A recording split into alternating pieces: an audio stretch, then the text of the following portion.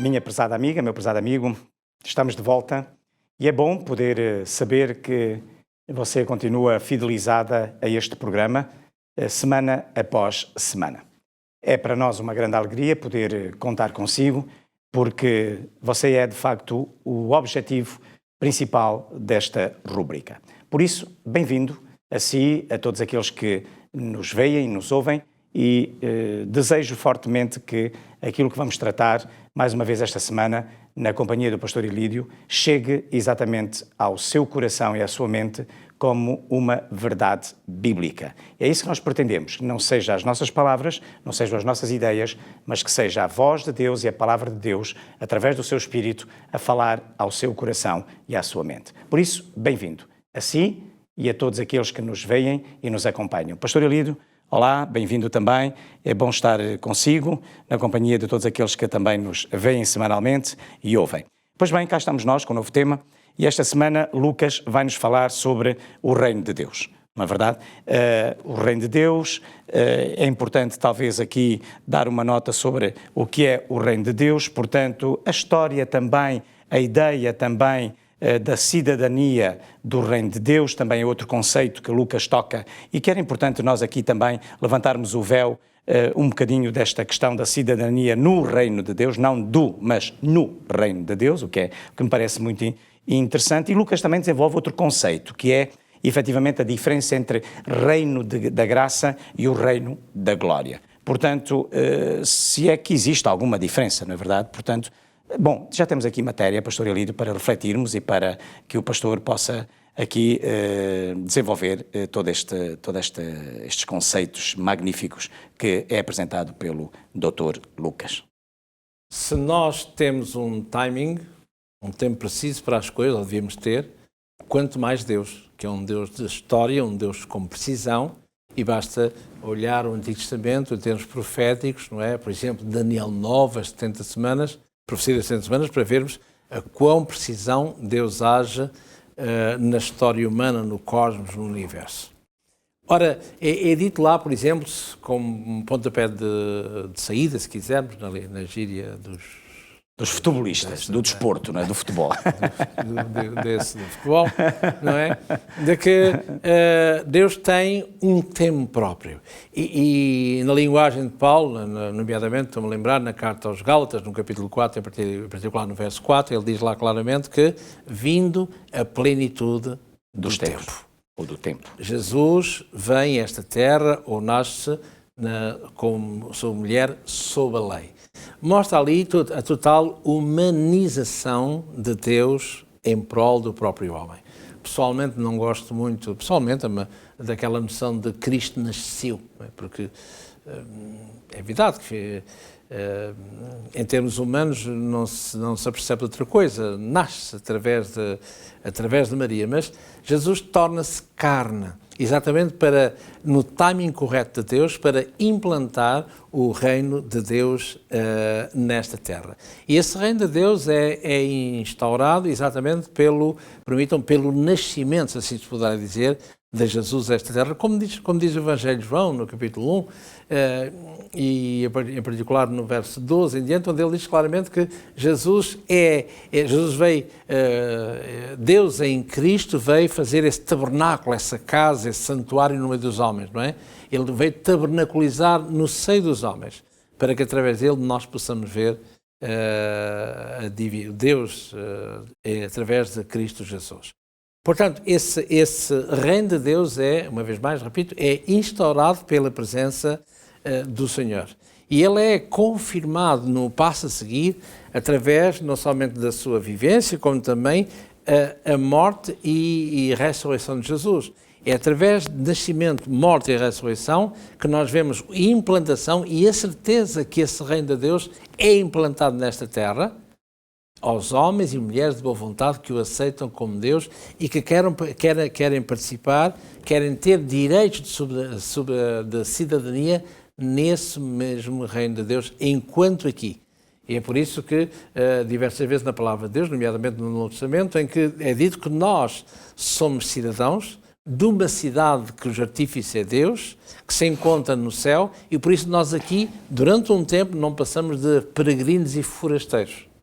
Isso assim é, quer dizer que nós não somos daqui. Estamos aqui por algum tempo, diríamos, para que nós possamos reconhecer quem é realmente Deus, o Deus Criador, o Deus que é, o Deus visível, o Deus que se mostra em Cristo Jesus, o Deus que, sim, que se mostra, que se faz ver, como naquela tradução, naquela visão que Abraão viu no tal monte de Moriá, não é? O Deus proverá, ou seja, numa tradução mais correta, o Deus mais literal, o Deus que se mostra, o Deus que se vê.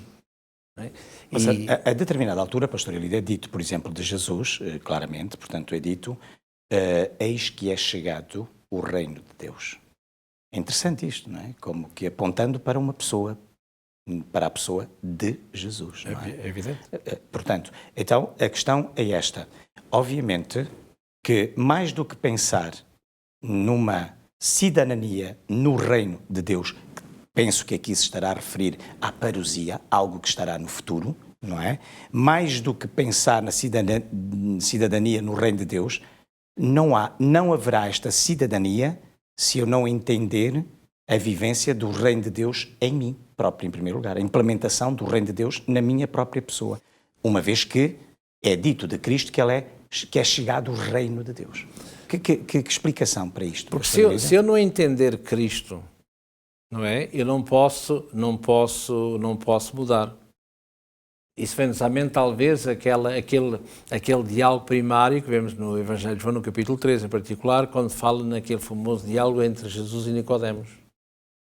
E onde ele diz, no capítulo 3, no verso 10 em particular, onde Jesus diz, tu, Nicodemos, tu que és catedrático em teologia em Israel, tu que és mestre em Israel, não sabes o que significa nascer de novo? E repare que a nuance está exatamente voltando ao livro do Gênesis, na criação, que é nascer da água e do Espírito. O Espírito de Deus pairava. E esse termo pairar sobre as águas, o termo pairar é aquilo que se pode traduzir como uma galinha em cima dos ovos. Chocar. E a ideia é exatamente esta: o Espírito de Deus chocava as águas, não que as águas fossem motivo de vida, é assim, mas vemos aí estes poderes que têm a ver que estão diretamente ligados à criação de todas as coisas. Aliás, no Novo Testamento nós voltamos a ter essa mesma ideia, não é? Quando Jesus diz claramente Jerusalém, Jerusalém, não é?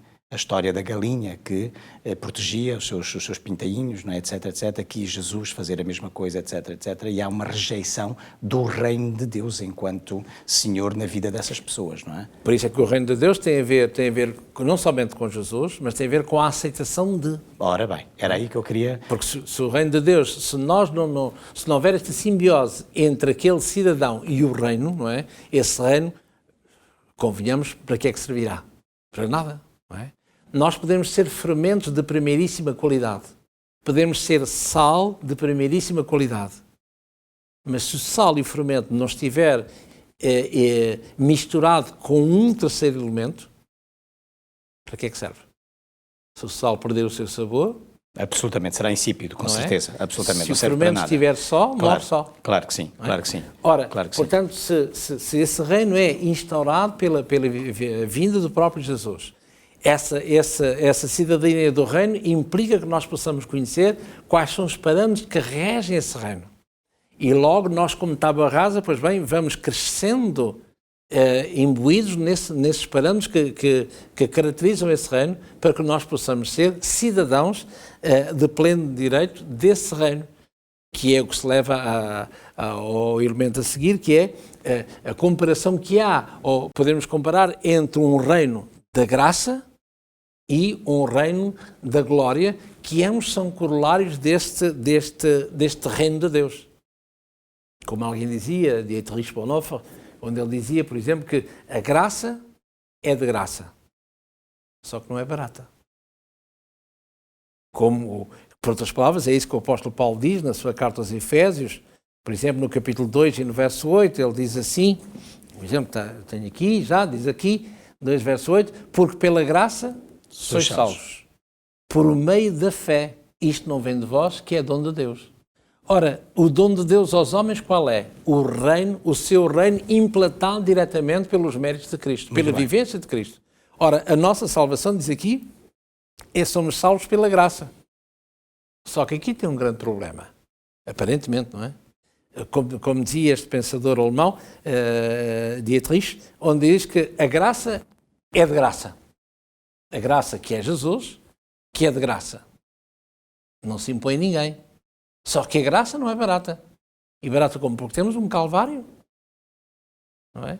Portanto, Cristo não vai morrer... Temos um valor muito alto que não foi é? pago. Sim, porque Cristo não vai morrer em vão por cada um de nós. Nem que fôssemos só um, Cristo viria para nos resgatar. Tal é o valor que nós temos. Deus amou o mundo, não é? Esse famoso João 3,16. Deus amou o mundo, eu e cada um de nós, de tal maneira que teve um preço infinito. Muito bem. Mas poderá ser em vão, não é? Poderá ser em vão. Se nós quisermos. Ora, aí está. Mas na concepção de Deus, divina, portanto, a criatura, porque é assim, qual é a única forma que Deus tem de se manifestar? Alguém dizia que nós, para nos revelarmos, tiramos a máscara. Deus, para se revelar, é ao contrário, coloca a máscara.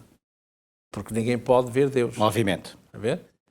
O que isto obedece a outras teologias. Por exemplo, se eu perguntasse assim de uma forma simples, será que ninguém viu Deus?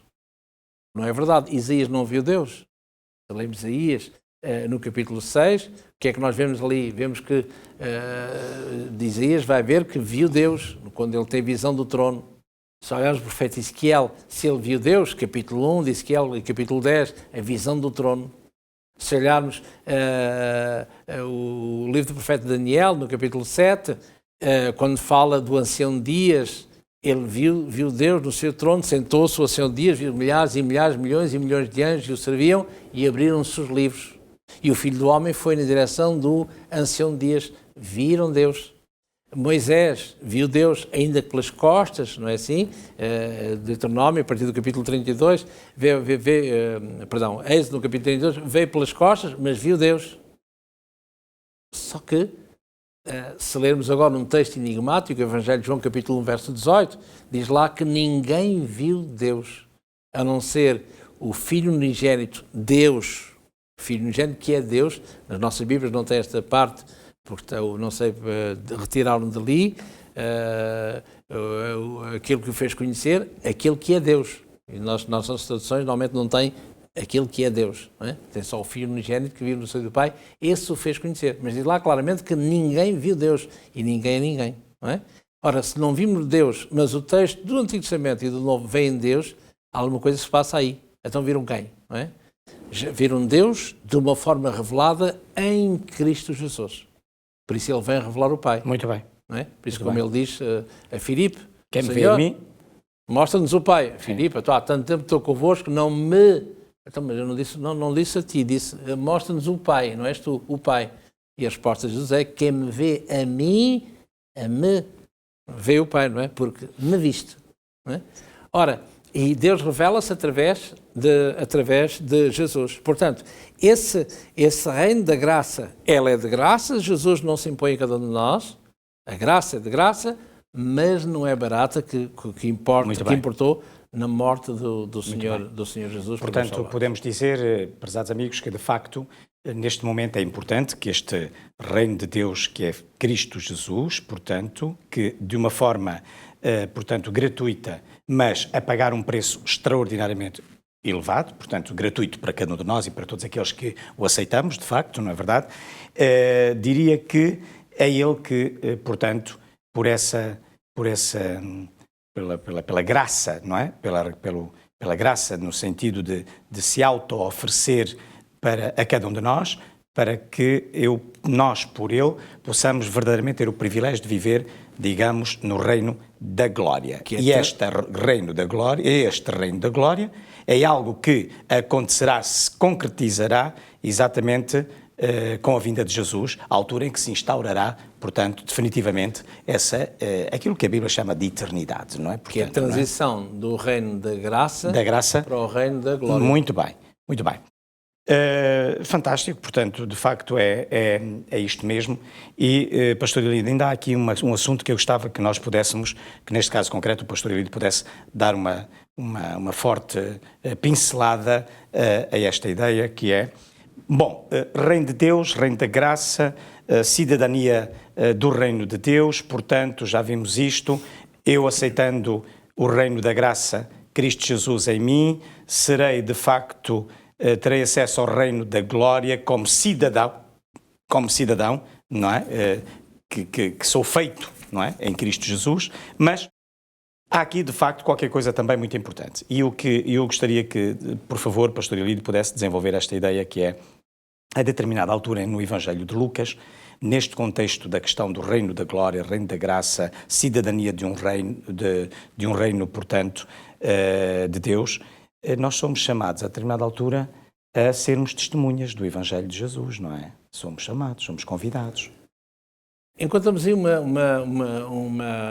E porquê isto? Uma noção interessante, embora seja, por muito falarmos nessa palavra, somos testemunhas, somos convidados a testemunhar, às vezes nós perdemos, etimologicamente, ela apresenta diante de nós boas avenidas para que nós possamos navegar e andar nessas avenidas. Ora, quando ele diz, vós ser-me-eis testemunhas em Jerusalém, em Samaria e nos confins da terra. Portanto, logo no capítulo do livro dos Atos, capítulo 1, portanto, a partir do verso 6 em diante. E porquê? Porque a palavra, o que é traduzido em português para a palavra testemunhar, o verbo testemunhar, ou ser-me-eis testemunhas, não é assim? Quer dizer, simplesmente, a palavra que lá está é a palavra martírio. Se eu disser, na linguagem grega, tu és um martureuo, martírio, mas a tradução portuguesa tem que lá pôr testemunhas. E testemunhar de alguém é ainda que necessário ir até, se necessário for, até ao martírio. Muito bem. E quando digo que sou testemunha de, haja o que houver, aconteça o que acontecer, eu tenho que ir até ao limite, se necessário for, em defesa daquele ou daquilo pelo qual eu estou, ou à luz do qual eu estou a testemunhar. Daí dizer, vós sereis minhas testemunhas. E é por isso que voltando um bocadinho atrás, neste reino da graça, não é? Transitando para o reino da glória, que terá que acontecer unicamente com a segunda vinda de Jesus, para que Jesus possa ser, de uma forma antecipada, se quisermos, tudo em todos, nessa fórmula que nós iremos ver ainda, que é, nós vivemos já no tempo que deve ser, mas por direito, ou melhor, de direito vivemos, mas de facto ainda não vivemos nele. Portanto, estamos no reino da graça em Cristo Jesus, nada fará, nada acontecerá. Mas ainda não no reino da glória. Mas ainda não, exatamente. Exatamente. De facto, de direito sim, mas não ainda de facto. Que isso tem a ver também, curiosamente, com este mundo que ainda de direito pertence a Jesus na cruz, mas de facto ainda Satanás permanece nele. E obviamente que ora aí está. E é aí que entra, de facto, digamos, a instauração do reino de Deus. Do direito passa a facto. A facto com a volta de Cristo a esta terra. Exatamente. Muito bem. Pastor Elidio, este assunto foi mais breve do que os outros, não é? Nós estamos praticamente a terminar, ainda temos tempo. Quer acrescentar alguma coisa ou é porque, de facto, pronto, foi um tema bonito, um tema extraordinariamente prático, objetivo. Eu penso que todos nós percebemos, querido amigo e querida amiga, que não poderei passar do reino da graça ao reino da glória, de facto, se Jesus, não é?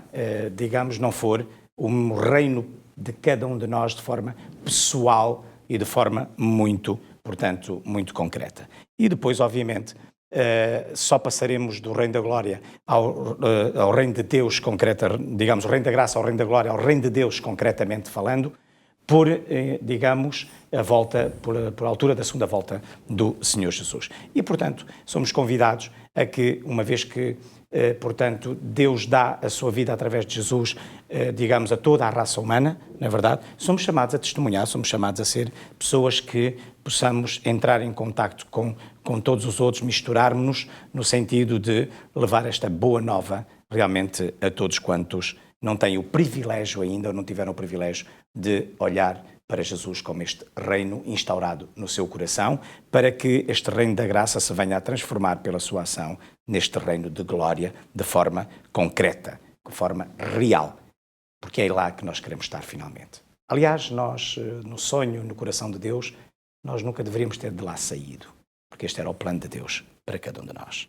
Pois bem, Pastor Ilídio, terminamos.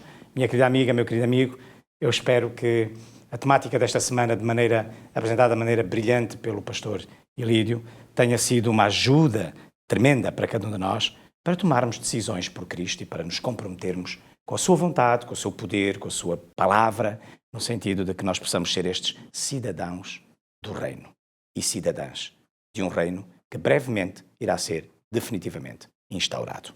Pois bem, para a semana nós iremos tratar de outros assuntos tais como, de facto, a entrada triunfal de Jesus em Jerusalém. É interessante, não é verdade? O que nós teremos para dizer, através do pastor Ilídio, que nos vai, enfim, trazer algumas explicações e trazer alguns elementos importantes. A purificação do templo, por exemplo, são assuntos que, enfim, nós vamos abordar na próxima semana. Dai a César o que é de César e a Deus o que é de Deus. Tantas coisas que na próxima semana o Evangelho de Lucas vai tratar e sob, digamos, a batuta, desculpem-me a expressão, do pastor Ilídio, nós iremos ver, iremos aprender exatamente todos estes significados e tudo aquilo que Deus tem para nos dizer através dele. Até lá, fico com o nosso abraço e acredito que nós tivemos muito prazer e muita alegria na sua companhia. Um abraço e até para a semana, se Deus quiser.